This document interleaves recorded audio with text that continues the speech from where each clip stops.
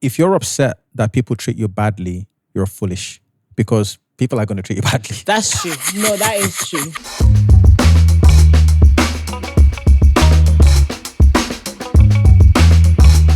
Three, two, one. Boys, girls, welcome back to another episode of From the North. Hope you've had a blessed week. We're on episode 5. Thank you so much for tuning in. Nyasha, how are you? I'm good, thank you. How you doing? I'm blessed. It's good to be back in this lovely space to do another episode.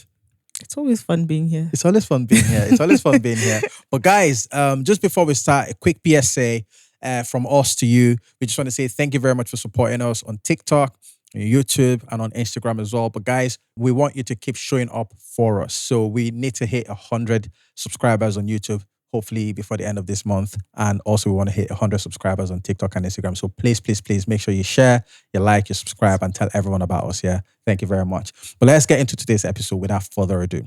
So interestingly enough, because we're on episode 5, Nyasha and I wanted to talk about some podcasting facts. So what I'm going to do is I'm going to read some facts to Nyasha and see her reactions, basically. Okay. All right, cool. So the one thing that I know before I even look at my phone is that, do you know that for podcasts, they don't usually make it up to episode 10, you know? Why? Because most people quit. Why? Because podcasting is hard. I mean, that's true. You have to talk and You have to talk and talk. make the topic interesting enough for And people relevant. to keep. Yeah, it actually is a hard thing to do. Yeah, tell me about it. Okay. So how do you feel being a podcaster now? I enjoy it though. I think I enjoy talking in general. Yeah. So I think the fact we have a platform where we just get to freely talk, Yeah, it's yeah. like just an extra extension of myself, I guess. Yeah. Did you ever see yourself being a podcaster? Because obviously you're a brilliant content creator, but did you ever see yourself being a talk show host? I did. Really? I think it's because my clients were the ones, since I first started doing hair, my clients used to always tell me that you should do a podcast. And I think because of the topics that we used to talk about in the salon, so whenever I'm doing people's hair, we can range from topics going from religion to relationships to finances, quite literally anything. And I think because I've been able to speak to people, they'd be like, you do have a lot to say. Why don't you do a podcast? But I think at the time I was just like, I'm not doing it. But from doing content, I think I've developed the confidence and the ease to just speak on camera, I guess. Yeah. And the other thing is like you said, I think being in the beauty industry, whether you're a barber or a hairdresser, you just speak to so many people. You literally become their therapist. Exactly. Someone is sat in your chair, they're telling you about their life story, so you're hearing different perspectives and you're giving them advice. And sometimes people turn around to you and go, wow, thank you for that. You've Literally. actually made my day. You made me look better. But you made me You feel also better, made not me just feel look better good, as but well. you're supposed to feel good. But And people don't remember what you tell them is how you made them feel that they remember. So here are some facts for you guys that are listening and watching about podcasting that you can go off and maybe show off to your friends when you're next at a dinner party. I don't know, something like that. All right, cool. You can say you learned this from the North. We're educating you now. So some interesting podcasting facts. So over 460 million people worldwide listen to podcasts. Did you know this, Nasha? why do I think it was more? Oh, you thought it was more than 460 million people that listen to podcasts? That's a lot of people. No, that's a lot of people, but I don't know why I thought it'd be like a billion. I A don't billion people, fair. Well, this is according to ChatGPT. know. Okay. So chat might be chatting shit. Who knows? Right, I don't know. The UK is one of the top 5 podcast markets globally. London is a hotspot for podcasting. In the world. Yeah, so UK is one of the top 5. Okay, so top would be America, right? Top is America, not Okay, would yeah, be. that's 100% America. guaranteed. Yeah, they invented podcasting. Do you know the origin of podcasts? All right, cool. Wow, this is going to be an educating Yasha episode very quickly. I love episodes like this. So basically, the way it came about was, do you remember iPods? Yes. So Apple made the iPod. They were experimenting with something called an RSS feed. An RSS feed is basically like a link where a podcast lives on the internet. So they were experimenting with RSS feeds and iPods and broadcasts. So they wanted it to be that people could listen to audio on the iPod. Oh, okay. So basically it was a mashup of what? iPod, broadcast, podcast. That's how it came about. Okay. Pretty much. And this was coined around 2004. Oh, damn. So It's been a while. Yeah. Okay. So it's 22 years now, 22 years old. Okay. Podcasts started to become more popular around the 2009s, with 2010s with the likes of Joe Rogan's podcast. But since then, a lot of, we've got shits and gigs and a bunch of I other think shows during have grown. COVID is A lot, probably yeah. when everyone was just sat at home and we had nothing to do, and then we just started listening and a people, lot a more, lot yeah. of the podcasts that started in lockdown have done really, some of the Yeah. ones that have blown up done really well. Average listeners spend 6 to 7 hours listening to a podcast per week. I don't know if that's, I've probably spent about 2 or 3 hours a week listening to podcasts, I would say. Do Yeah, you I listen to podcasts at I all? do actually. I started because I never used to be able to get into them. Yeah. But then I started, I think 2 years ago. Yeah, like about 2 years ago. And I think there's a guy that I would watch, Dr. Joe Dr. Joe. Dispenza. And I would watch 2 or 3 videos a week, which does average about like 3 hours a week. Fair enough. Yeah. Because I average like about 2 or 3 on podcasts, but another like 4 or 5 on audiobooks. Oh, okay. Yeah, so I'm really enjoying audiobooks on Spotify at the minute. Podcast listeners are more likely to trust hosts than traditional ads or influencers. I think that's true because you get the raw perspective. Like, we're not being paid to say the stuff that we're saying. It's literally just like your honest opinion. You're going to like this one. Podcasts with 2+ hosts or 2 hosts retain listeners better than solo shows. I think so because it's a dialogue. Like, you're going back and forth. So Yeah. when people are watching it, it's more interesting because there's a conversation happening. And there's a dynamic between the hosts as well, the chemistry. Yeah. Episodes between 30 to 45 minutes have the highest completion rate, which I guess means the most engaging rate. Do you know what? Now, see, I do get that because the guy that I would listen to, his podcast were like an hour and I would finish it to the end. I think the longer it is, the more information you get out of it, I guess. Yeah, so it means that like if you're anywhere from 30 to 45 is a sweet spot. And ours from day dot, we said ours was going to be no longer than 30 minutes anyway. 1,000 true fans is a lot better than 100,000 casual listeners. 100%. So there you go, guys. We're on episode 5. We're doing well. We're going to keep turning up every week. We have our first question of the week. Thank you guys for sending questions in, or the one person that did anyway, because we did say, engage more with us. If you have questions or dilemmas, reach out to us. We're going to be your expert. And so one person has actually decided to follow up on that. I'm going to get Nyasha to read out this comment. Yeah. They said dating discussions would be interesting, i.e. men paying first date and relationship dynamics. So what do you think about that as sort of like a question on a date? So should men pay on the first date? Now I do think so. Before I used to be like, no. Like I think, but it was coming from more of like an independent, like I can take care of myself. But I've realized that it is the chivalry of it that as a man, like he's asked you. Yeah. Like he's the one initiating. Sometimes I think like, but even not in just relationships, even in friendships, like whoever's initiating it. Like if I said to my friend, oh, let's go out. Yeah. And I'm the one pushing it, like, let's go for dinner. Naturally, I'd want to pay anyways because I'm like, I'm asking for your time and I enjoy spending time with you. I would like to treat you. And I think also for women showing up on a date as well, you will make the effort to get dressed up. You'll buy something cute, do your hair, do all of these things. That's an investment. It would be nice as a man to also be like, okay, I'm taking this girl out. I've planned the date. It's just the romance and the... Yeah. I agree. I 100% agree. I think that if it's on date, men pay. It's not even debatable. Just pay if you're asking a girl out, pay. But if it's friendship, I think whoever initiates it needs to be clearer that like, look, I'm asking you for us to go out and I'm going to pay. I think the thing is that when you're asking your friends out, sometimes they don't know what to say, especially if they're like having that month where like things are a bit tight. They don't want to go out, but you need to make it clear and just say, don't worry, it's on me. People don't say that enough. Yeah. I think with all of my friends, if I'm asking, naturally, I'm just like, I'm going to pay. Like, I've already put it in my mind. If I'm the one inviting you out, I'm going to pay. But do you tell your friends? I think they just know me now. They'll be like, Nyasha's going to pay. Okay, but I fair. think with our friendship dynamic as well. That stresses me out. No, but we'll fight. Like, my friends will literally like, I'm paying. And I'm like, no, I'm paying. So we're literally just going back and forth over who's going to pay. In my friendship group, I typically pay 95% of the time. And that just goes to show that there aren't enough ballers in my circle. But I'm not hanging around even ballers. Guys. What? Yeah. But then see with me, with girls, we love to spoil each other. So with the girls, literally I went for food with my friend last week. We were literally fighting like over the card machine. And I could not open like my screen quick enough and she paid. And I think girls, this is the one thing that I was speaking to my friend about. I think with men, they don't have...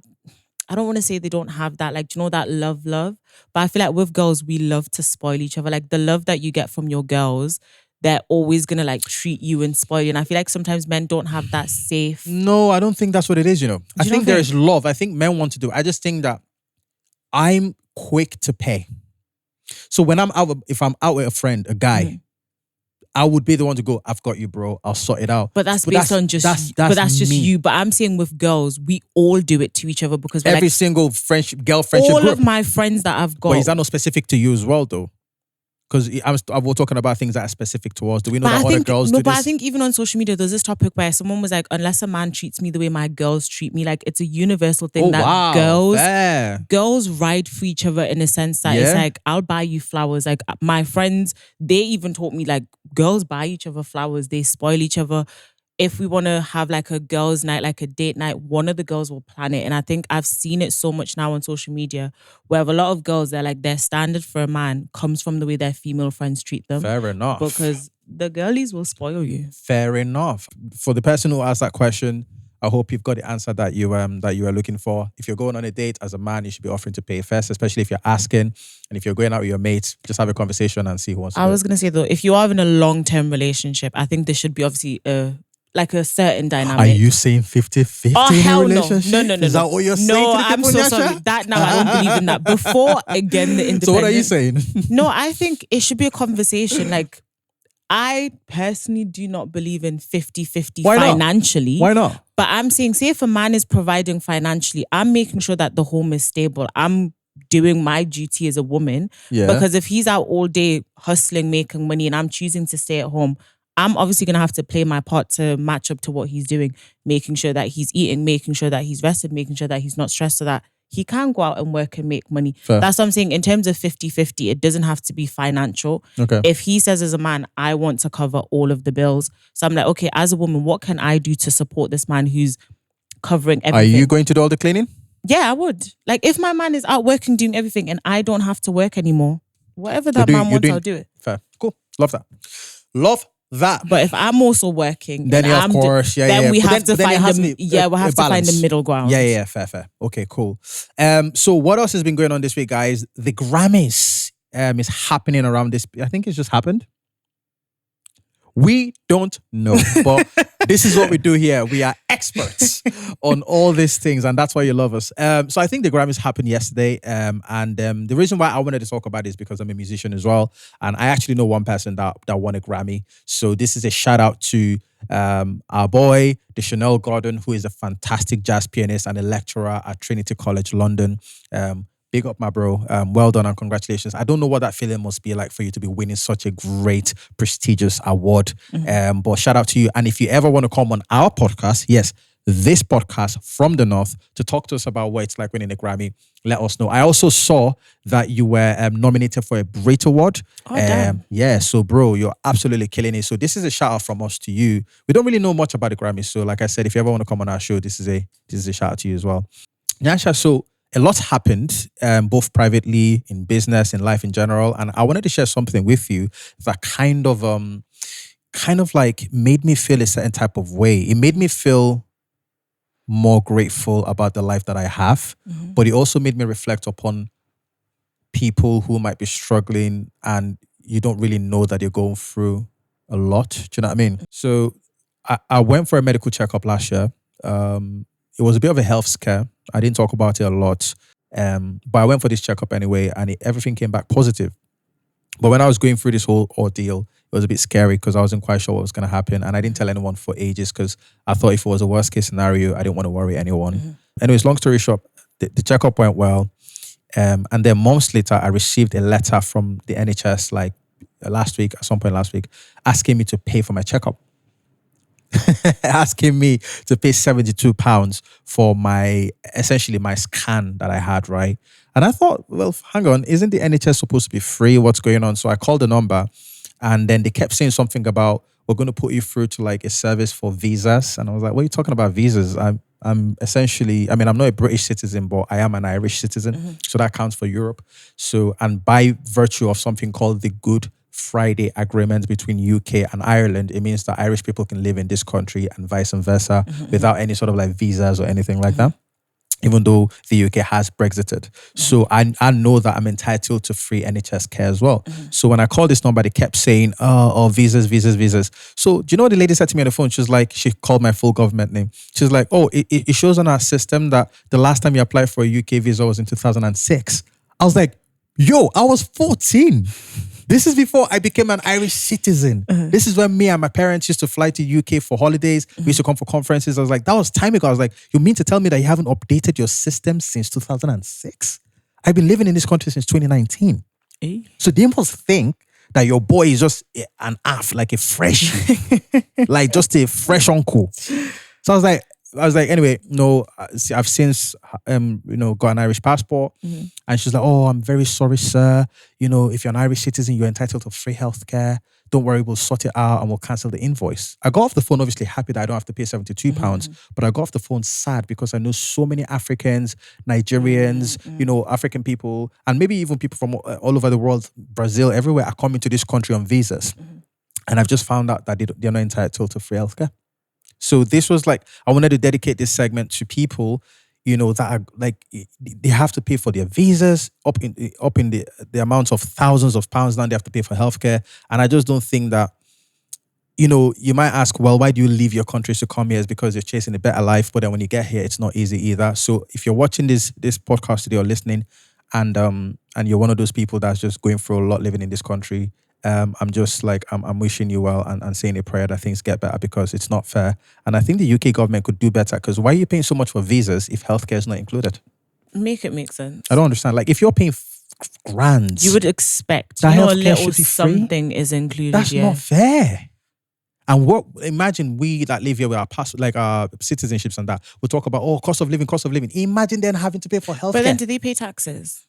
People that live, of course, they on work. visas. Yeah. So then what's going on? If you're working, you have to pay taxes. So if you're driving, you have to pay road tax. So if you're working on you've got a work visa, you've paid for the work visa. Yes. You're getting taxed on top. Yes. And then you're still paying for healthcare. Of course. For what? Well, as far as I found out. So NHS, look, you man, I'm going to actually clip this as well. You man, you need to pan up, look after people.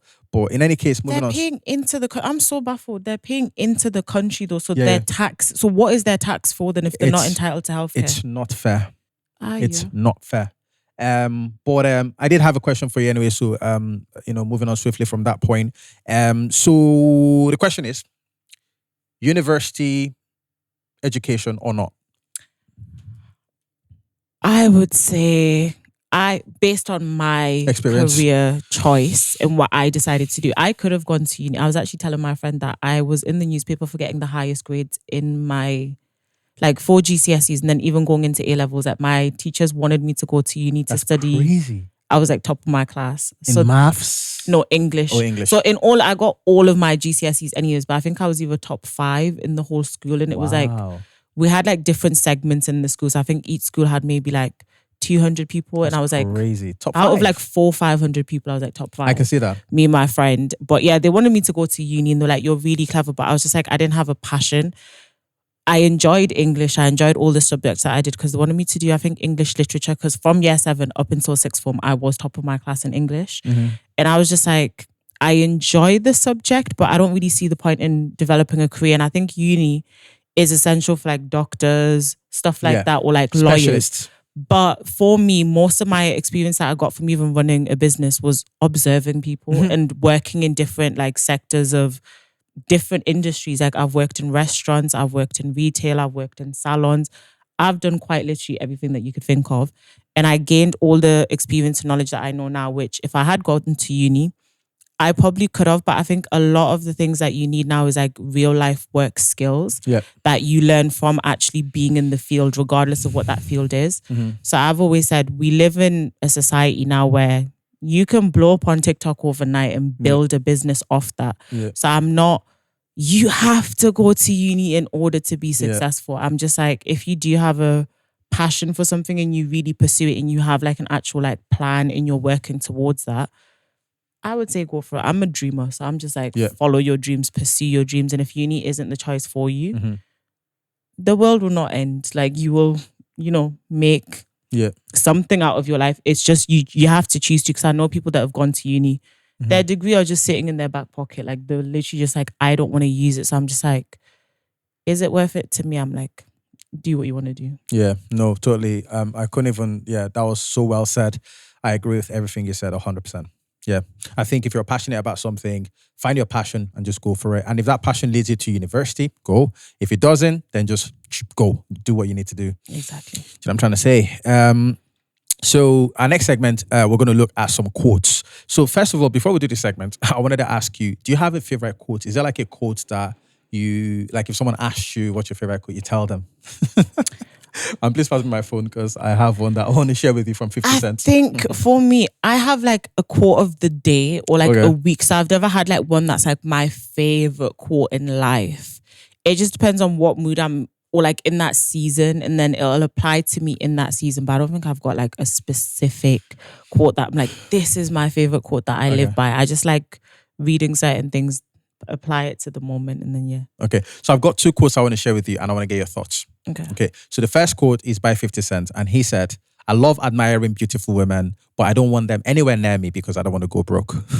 That's BS. Why? No, because also 50 Cent is surrounded by beautiful women anyways. And but are they near him? Yes. Like you'll see him pictured with a girl literally on his arm. Yeah. But I think why I think it's BS is because one, this narrative of women want men just for money or they're gonna, suck a man dry. Women are actually independent now. Like we do have our own, we have our own coins. Like there are some girls out there that are pursuing men. No, we do. Like there are a lot of girls. I'm not speaking for every woman saying, "Oh, everyone's independent," but I think we are progressing as a society where women do want to take care of themselves and women have got it together. So no, I don't agree with that quote. We have our own coins as a t-shirt coming out we soon. have our own. The girlies have their own coins. Girlies have their own coins as a t-shirt coming out soon from the Not Podcast. But fair. I mean, I don't know. Do you believe that? That women suck men dry. No, beautiful. Because he said beautiful women. And I don't really understand what that even means. Why is a woman's beauty now tied? Because she's beautiful, she's now going to suck you dry. I think that things work a little bit different in America. And I think that, yes, their society is set up differently. And I think beautiful women in, areas like New York, LA, Atlanta, they move slightly differently. Not in the way you're thinking. You're thinking about a beautiful, classy woman that has a mindset of working and getting a role. Not saying that these beautiful, classy women out there are not doing the same, but there might be a different mindset there where it's like, when you're pretty, you get pretty privileges. And you can use that to get a man that has a bit more money so you can enjoy a certain type of lifestyle. And those men know those types of girls when they meet them. When we're talking about men here, we're talking about men that have a lot of money. Multi-millionaires, the likes of, people at 50 Cent's level. So the kind of girls that are going to be attracted to a man like him are going to be the 10, like cream of the crops. And those girls know that they have pretty privileges. So even if they have a business, they're not bothered about their 50 to 60 to 100K a year when they can be flying private. That's true. And private costs money. That's what 50 Cent is saying. I don't want you lot near me because I know what you're on. But he's the one that goes for them anyways because they're not going to... I think they go to him. But then you can say no. No, this narrative that men like to play victim. They're like, but the girls say no then. But that's what he's saying in the quote. He's essentially saying no. He's saying... So let's not see 50 Cent with beautiful women no more. 50 Cent is not allowed near women because quote unquote, he said it. He was like, keep them far away from me. So let him stay away from all these women because he has self-control. He has a choice. No, he can say, please. Fair. Fair enough. That's a good take. But the other quote that I wanted to share with you, Nyasha, is from a book that I've just literally started listening to today, 48 Laws of Power. The 48 Laws of Power by Robert Greene. And this quote here is already shaking me up a little bit. I'm only about less than an hour into listening to the book already. And I'm already starting to feel like, damn, I wonder how this book is going to change my perspective by the time I'm done. Because a lot of people have said good things about this book. But the quote was, if you go about trying to be good, you're bound to be ruined because there aren't good people out there. Basically, I'm butchering the quote, but basically the quote is saying that if you go about just trying to be a good person, you're destined to be destroyed because the world is made up of people that are not good. Right? And I could actually back this up with another quote that I once saw from Marcus Aurelius. You know what Marcus Aurelius is? So, and he's like the Stoic guy, but he said once in his meditations, he said that if you're upset that people treat you badly, you're foolish because people are going to treat you badly. That's true. No, that is true. That's true. You know what I'm saying? Like, but it's true because sometimes we get so butthurt. Like, why did you do that? Like, blah, blah, blah. But it's like, but people are going to do that. And in fact, he goes on to say that knowing that you're going to do that and being prepared for it is going to allow you to handle the situation better. So what are your thoughts on that? Do you know what? His quote reminds me, I'm not too sure about the first one, but Marcus, there's a book that I read called Never Get Angry Again. Cool. And it kind of just changes your whole perspective on people. And it's like, if you understand why a lot of people are angry, you'd be able to walk away from certain situations. Yeah. And it's like people, there's another quote that I know that's like, you don't view the world as it is, you view the world as you are internally. So if you're angry, you're going to project that anger out onto the world and view things based off of your perception in that moment. So I think it's very foolish to take on someone else's perception and then make it your own. So if someone's angry and then they now try and trigger you, for you to now get triggered because a person that clearly isn't in their right mind, like if you wake up and you're angry and you start cussing out at people, I know that you're not okay as a person. Yeah. So for me to now meet you on your level, I'm just as foolish. Well, basically, I'm just as foolish as you are, because I'm not seeing that your anger has nothing to do with me. And even if it does, if you were content and secure enough with yourself as a person, you would know that a lot of things don't deserve an emotional reaction. So if you don't have that level of control, I'm now literally meeting you at the same level that you're at. And I'm like, he's an idiot, but so am I. Because why? It's like, do you know that joke where it's like, if you entertain a clown, you're part of the circus. So if I'm fighting with an angry person, I'm just as mad as you are. And it's to be able to look at a situation outside of yourself, because people may or might not know how someone treats you is a reflection of how they feel about themselves.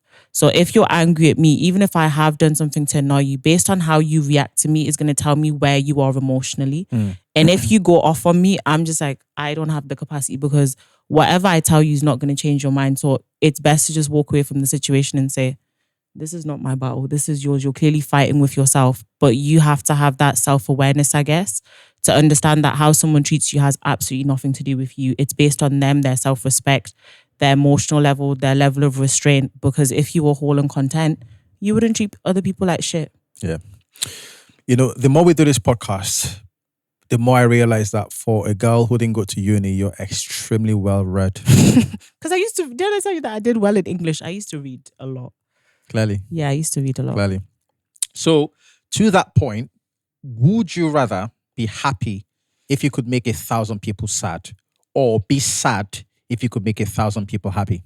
Based off of me and how I've lived my life, I think I've always put other people above myself anyways. And I just don't want the responsibility of anyone's negative emotions on me. So if I think, based on the quote, if you had to always be sad, I think I would look for a reason to be happy regardless. Yeah.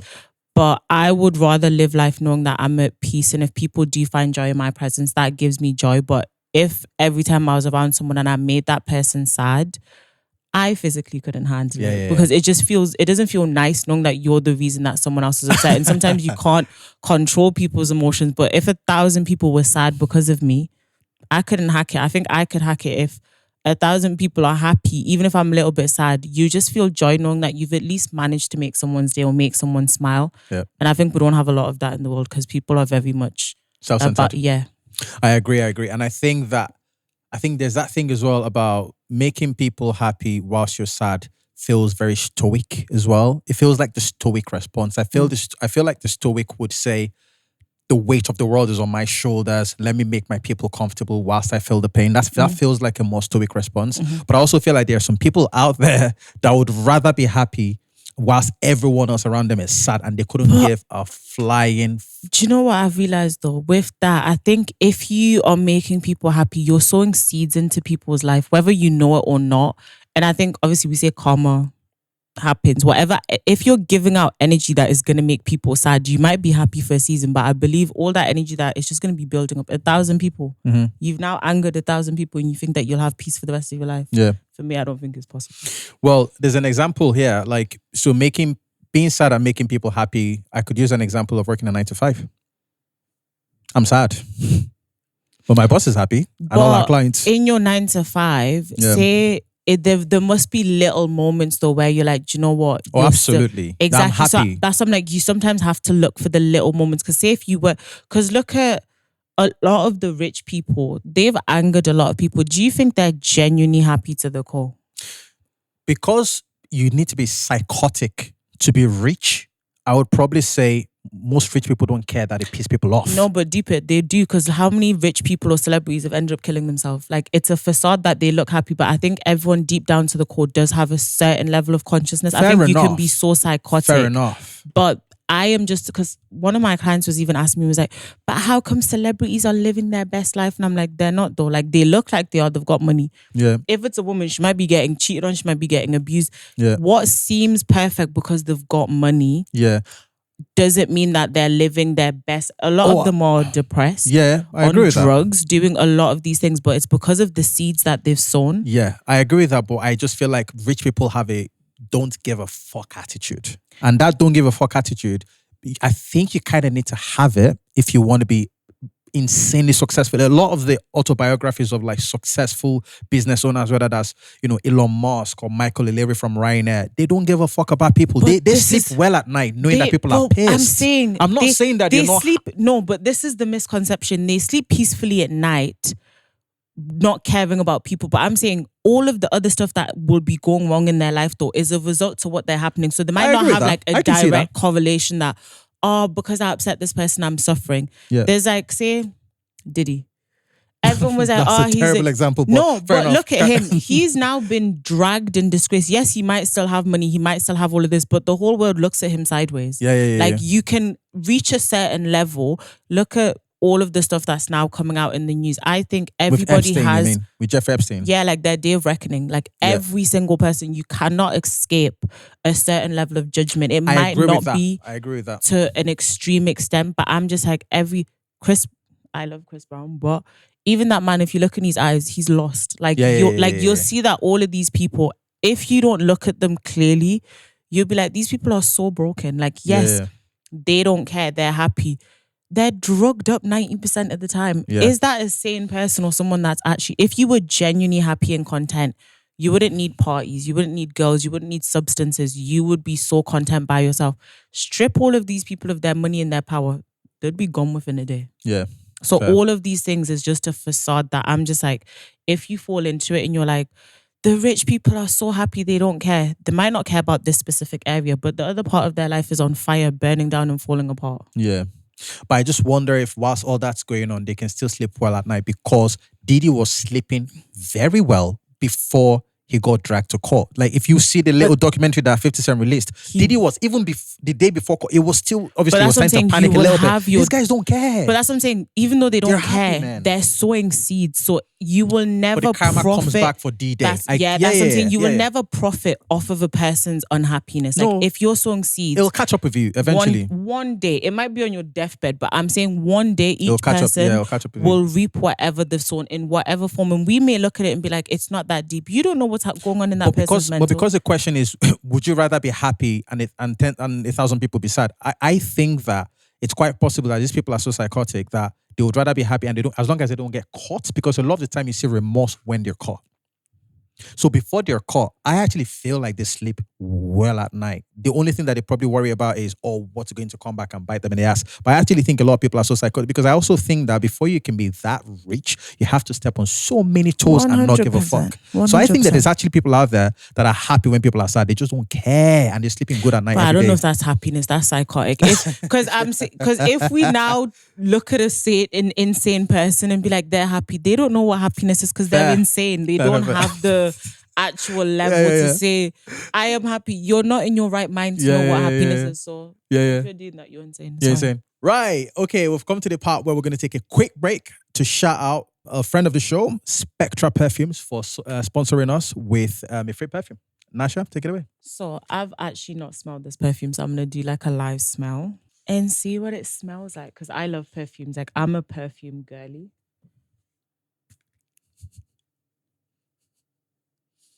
Ooh, I like that. It's like fresh. No, it smells fresh. It is. I'm not even going to attempt to say this. I think it's French. My French still has a little bit of work to do. But, oh no, this smells really good. But yeah, it's this. I cannot say the name. If you are French or wherever this is from, you can read it out. But yeah, I like the smell of this. That's good. Glad you like it. Yeah, it's really fresh. Like, that's only, like, it's fresh and clean. Would you wear it out? I would actually. Good. Yeah, this is really nice. So yeah, for the girlies, they do men's one as well, but I think they do like a wide range. They've got like, I think it's like a dupe of like, what's the like of different types of Yes, perfumes. yes. But yeah, I think I did have two of one that smelled similar to Baccarat, and there was one by Xerjoff Herba Pura, and it was similar to this, and it actually smells identical. But yeah, you can pop this in your bag, pop it in your purse on a night out, spritz it, and you're good to go. And guys, also, please don't forget that we want to hit 100 subscribers on YouTube before the end of February. Obviously, no pressure if you don't get there, but that's our goal. We also want to hit 100 followers on TikTok and Instagram. So if you want to help us do that and you would like one of these perfumes, well, what you need to do is share this podcast with 5 of your friends and show us proof that you've done so. So you can share the YouTube link to friends and make sure that they subscribe, and then just DM us and say these are my 5 friends and they subscribe, or show us 5 friends that have followed us on TikTok or Instagram. If you do that, we will send you one of these perfumes as well. So thank you very much for your love and for watching the show, and let's get back to the podcast. So Nasha, I wrote you a note. I want you to read it. Actually, Nasha, I wrote you a note and I would like you to read it. But once you've read it, I want you to look straight at the camera for your reaction. Okay. Yeah? Okay. Do you want me to say that again? No. Cool. Do you know what you're doing? Tell me what you're doing. I'm going to read it. Yeah. And I'm looking the camera for your reaction. my reaction. My G.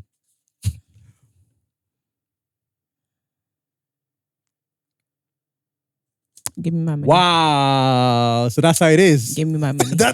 I know. I'm a prankster, my guy. No. I'm a prankster. But I didn't agree to anything. Golly. I'm an actress. You really You are. can't trick me. Well done. I tried to can't trick trick you me. there. As soon as I see money and someone's trying to get money out of me, that face will go. But no, that's pretty much it for today, guys. Thank you. I mean, is there anything else you want to say, Nasha, before you go? Anything you want to say to the people?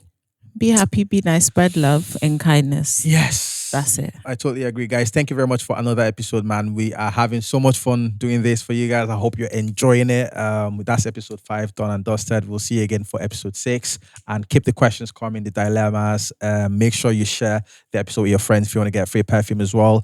Big love to Spectra Perfumes for partnering with us on today's episode. Have a good week. We'll see you later on. Take care. Bye-bye. Bye.